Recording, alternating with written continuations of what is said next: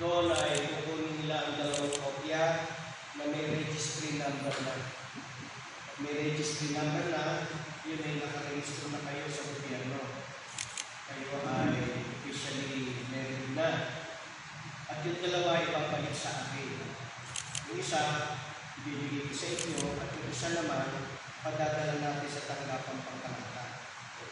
Para doon sa record section ng iglesia, ay maitalala kayo na kayo ay buklod na ang magkasama sa loob namin. Lahat ng mga gawain, aktibidad ng buklod, ay pananagutan ng dalawa. Okay, para sa picture taking, iaabot ko ang certificate of marriage, pupunan ng litrato, papalakhan natin. Sige, ito po system. Congratulations! Napaka natin.